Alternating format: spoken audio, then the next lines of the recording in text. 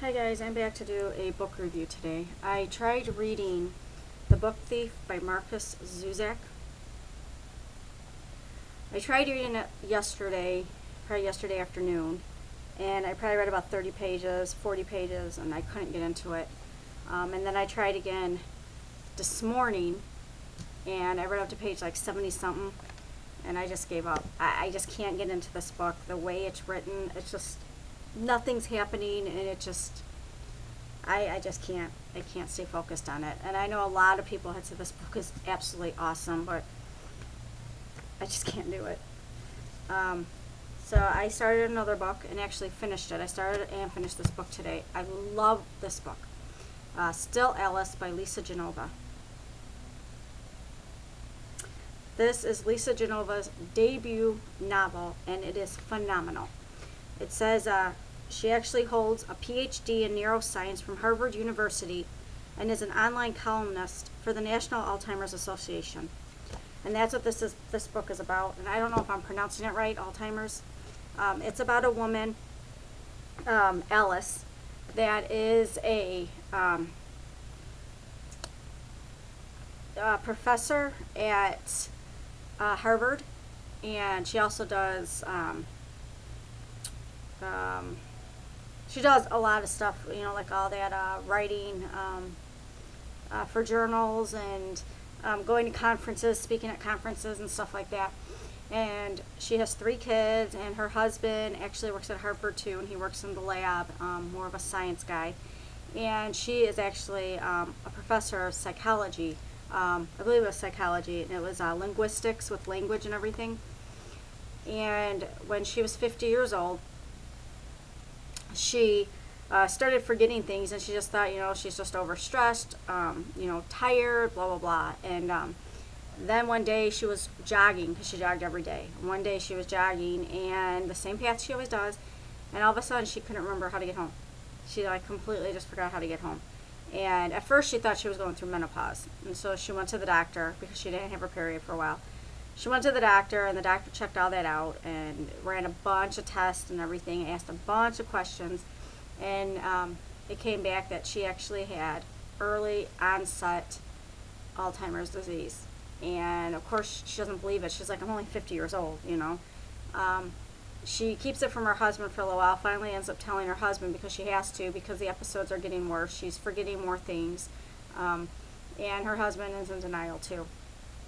And after they go round and round trying to, you know, they took other tests, she actually ended up having a strain of it. And I can't remember what it is, because it's scientific and medical and that. But she did end up having it. And so she was like on all this medicine that she has to take every day. It's like 7 different pills. And she was still teaching. And, you know, she thought that she would still have some time before it got really bad. Well, then, as she was teaching, that started to get bad. One day she actually walked into the lecture hall that she was supposed to give a lecture to these kids, and she sat down in one of the chairs, and if the professor doesn't show up by 20 minutes after the hour, you can leave. So it was like 21 minutes after the hour, and you know, everybody's getting fidgety and that because they know that she's supposed to be teaching, and wondering why isn't she up there teaching. And she looks at her watch, and 21 minutes after, and she gets up and tells the girl behind her, well, something about I can't waste my day any longer or something like that, and gets up and leaves. And it was like, oh my gosh, she didn't realize, you know, she got confused that she was supposed to be the one teaching the class, and she's sitting here thinking that she was a student and someone was supposed to be coming in. So it follows the progression of this disease with her, and how she lives with it, and how it affects her and her family, her husband and her 3 kids. She of course ends up having to give up her teaching position and give up speaking at conferences and traveling and that for work. And before you know it, she's not working at all anymore. And every chapter is a new month. So it goes month by month. And it starts off, hold on, let me see real quick when it starts off at.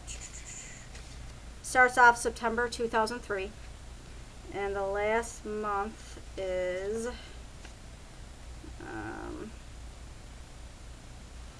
yeah, it's 336 pages long. In September 2005, that's the last chapter. And by then, she's basically just, her brain's basically gone. Yeah, so I mean, but it goes through, it's so good. It's so well written. The characters in there are just, the way they're written, it almost reads like a memoir.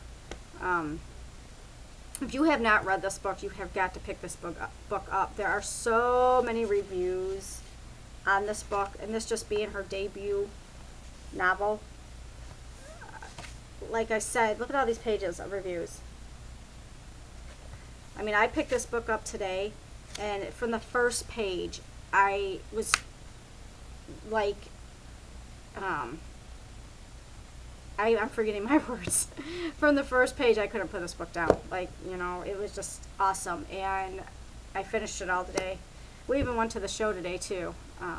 And, you know, I cleaned up the house and everything and that. But I had to finish this book today. I had to, because I had to find out what was happening next and what was happening next. And so, yeah, so I don't want to say too much. This isn't one of those books that has twists and turns or anything like that, because like I said, it follows her downfall with having Alzheimer's and just how the disease progresses and how she gets worse and how everybody copes with it and that. So there's just a lot of, they tell a lot of incidences of things that happen. And it's an awesome book. I give this a 5 out of 5. And she actually has another book coming out. Oh, what is it? December or January, something like that. It's 100 and something days, I believe, and I went on the book depository to look at it. And it's called Left Neglected. Oh, January 2011. Left Neglected. And it's supposed to be about a woman that gets into a car accident or something and is disabled. Something like that. So, if the writing, I mean, if she continues her writing style like this, love it, love it. So yeah, check it out. I feel like there was something else I want to say, but I can't think of it. I'm very tired. It's been a long day, and I have to work tomorrow, so I'm going to get ready for bed. Excuse me. Since I don't know how to edit my videos, you got to catch that yawn. I have 98 subscribers now. I'm very excited about that. So 2 more subscribers, and I'm going to let somebody pick out a book from the book depository. I had a couple people tell me the book depository is the way to go because it's free shipping all over the world. So that's the way I'm going to go. I'm going to give them up to, I think, $15 to spend at the book depository. So I think that's a cool deal. And that's it. I don't know what book I'm going to read next. I've been flip-flopping between my realistic fiction and my paranormal bookshelf fiction. So since I just read Still Alice, I have to go back to my paranormal and find something on there. So maybe I'll read Hush Hush this time. I'm not sure yet. All right, I'll talk to you guys later. Bye.